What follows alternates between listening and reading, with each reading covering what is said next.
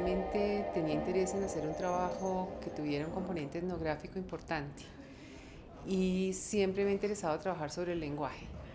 Entonces comencé a ver esa posibilidad, comencé a viajar a la zona de Nemocón y Zipaquirá y a preguntar por la posibilidad de trabajar con personas que me pudieran contar historias y relatos de la tradición oral, pero no tenía una temática muy establecida previa. Cuando tuve una relación mucho más cercana con los campesinos, cuando mi trabajo etnográfico y la observación participante ya había transcurrido, ya se había practicado por un buen tiempo, fue cuando empecé a oír estas historias que para mí son historias muy lúdicas, que se relatan en situaciones de mucha cercanía entre los participantes de esos eventos comunicativos que constituyen los relatos, y decidí trabajar sobre ese tipo de historias que yo las denominaba en un principio historias sobre el oro.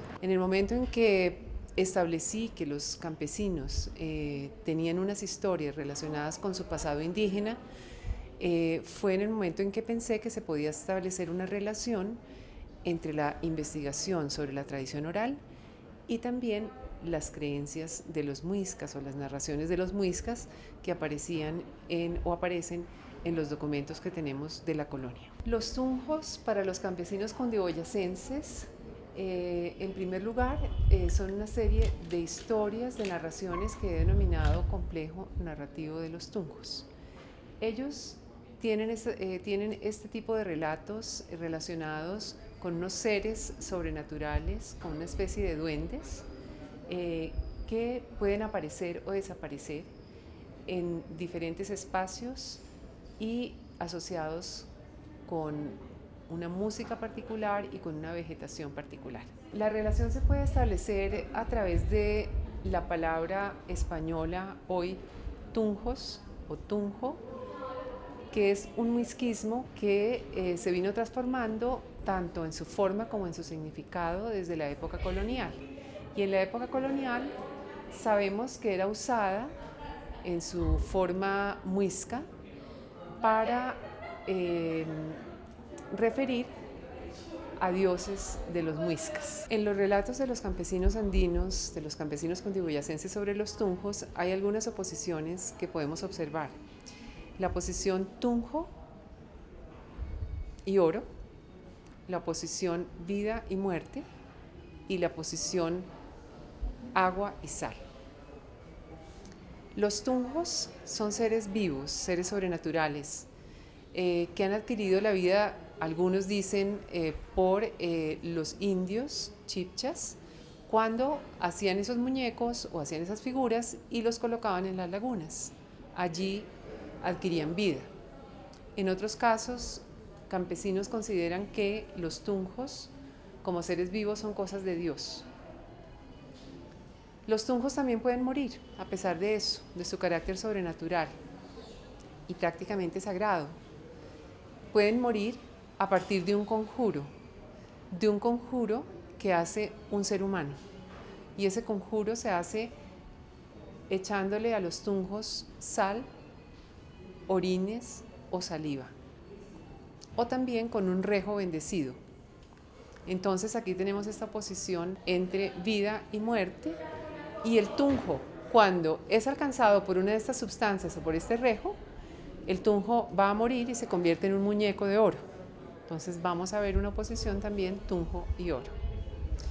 Con respecto a la sal y el agua, la sal es lo que característicamente puede quitar la vida de un tunjo. Los tunjos se caracterizan también por estar asociados con el agua, cuidar el agua, por estar viviendo cerca de las lagunas o de los nacimientos.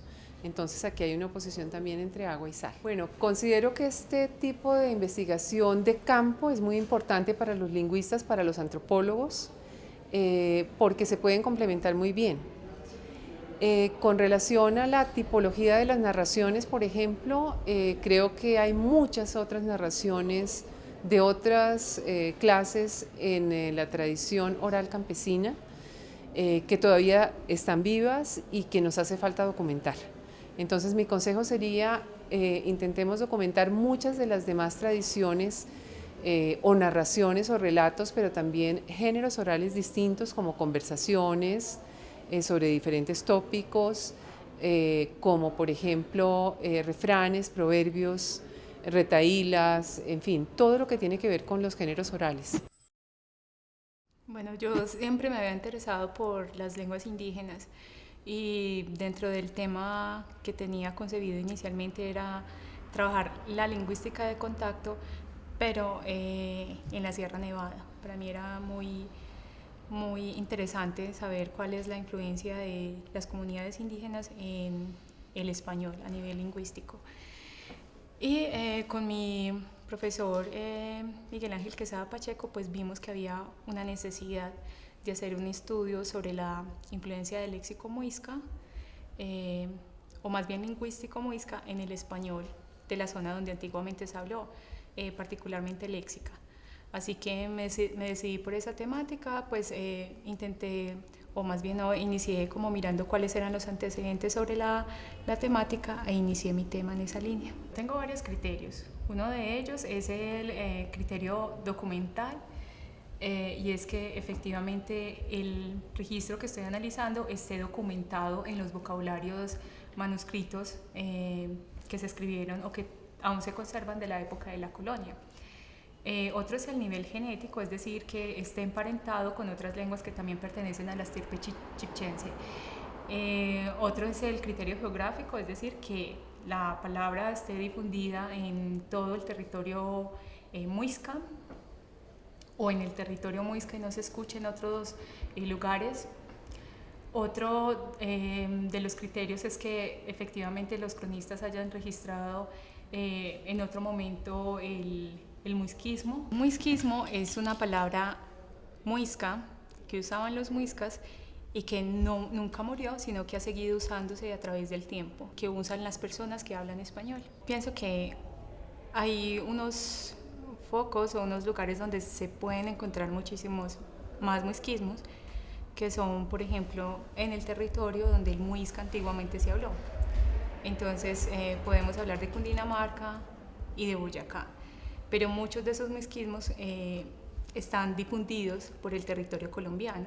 Entonces también se pueden encontrar en Antioquia, en Santander, en Tolima, por ejemplo, o sea, en muchos lugares de Colombia. Dentro de las expectativas que tengo con mi trabajo es que efectivamente las palabras de origen muisca que aún se usan, se sigan usando, que estas palabras no mueran, y la idea es como difundirlas justamente para que las personas sepan que todavía se usan, o que si no las habían usado antes, entonces las empiecen a usar, porque considero que digamos son palabras que tienden a desaparecer justamente porque muchos de los abuelitos que las usan pues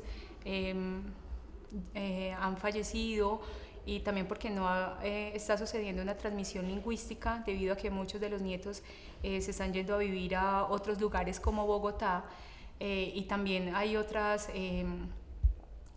razones como la implementación de nuevas semillas, más que la implementación, el reemplazo de semillas nuevas, a veces ajenas a la realidad misma de los pobladores de la zona cundiboyacense, y por tanto las tradicionales están tendiendo a desaparecer, y muchas de las palabras que se conservan en la actualidad están relacionadas con flora y fauna. Pienso que este no es un trabajo acabado, y pienso que si hay algunas personas interesadas en hacer una investigación en este mismo sentido, perfectamente pueden hacerlo, no solamente a nivel lingüístico, sino en otras áreas.